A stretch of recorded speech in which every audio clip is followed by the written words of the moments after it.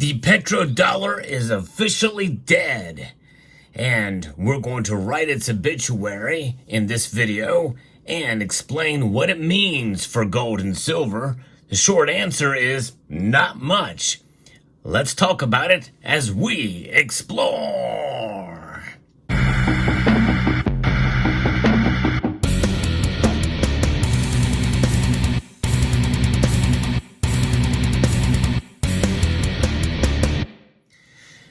There's been a great buzz about the end of the petrodollar. I'm going to give you a little history behind how it formed in this video. And we're going to discuss what it would mean for gold and silver from here on out.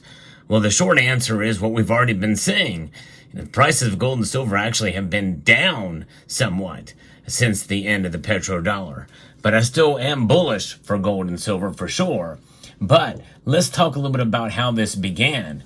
Henry Kissinger first negotiated a way to save the dollar after Nixon closed the gold window in August of 1971.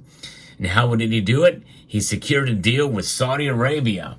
It was a deal that was put in place and it began back in 1974 after negotiations with Saudi Arabia with Henry Kissinger in 1973. Henry Kissinger actually lived to be 100 years old and died only recently. It was a deal that was put in place to bring Arab nations and the United States closer together. It was mainly Saudi Arabia, by the way. It was designed to circulate dollars between the two regions in exchange for oil sales.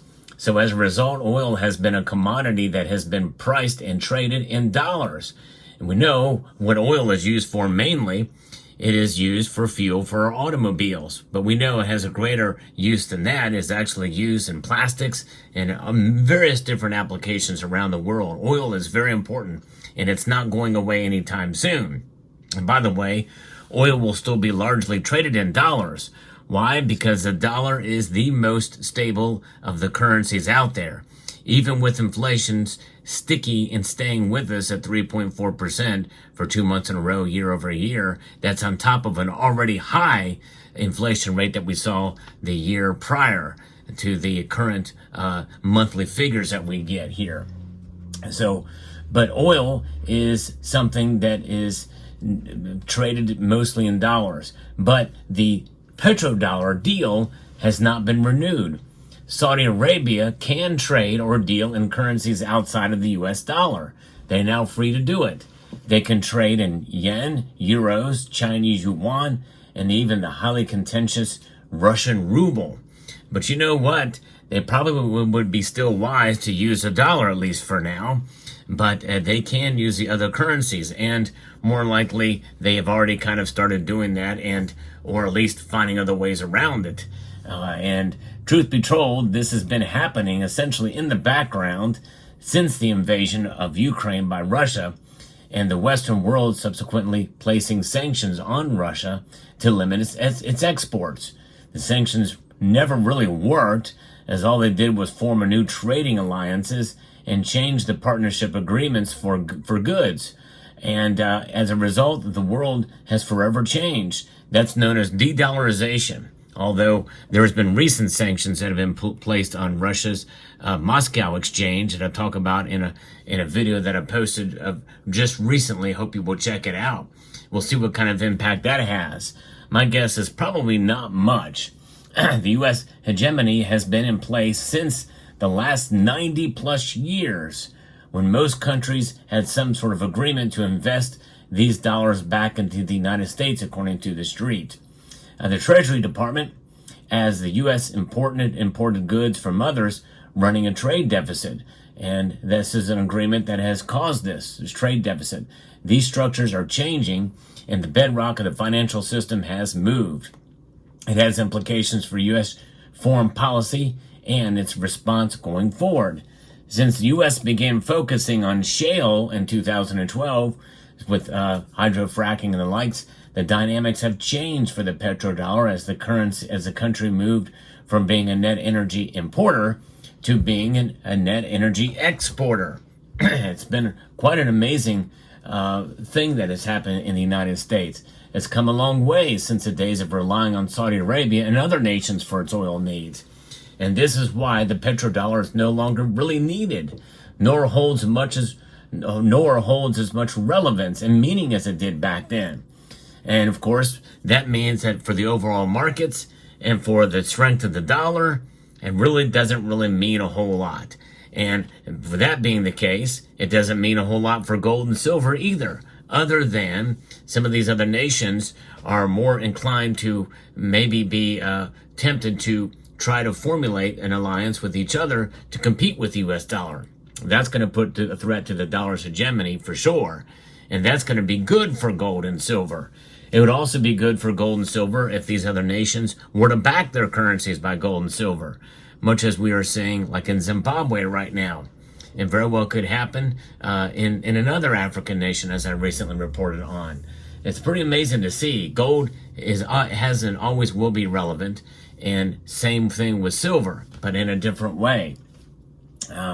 So the move from the US dollar has been a cause for many wars in the past, but this change is of great significance today as several very powerful countries are moving away from the dollar. There is little the US can do. As of now, the dollar is still the reserve currency, as there's no comparable second one behind, except for maybe the euro, and it has just been overtaken by gold as the largest reserve asset in the world, as the second largest.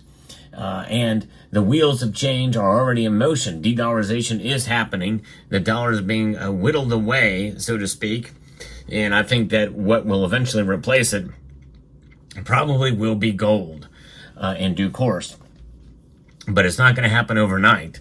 Neither has the petrodollar weakness has happened overnight. In other words, the legitimacy and the relevancy of the petrodollar has been a slow roll out the window. It's just been made official on June 9th.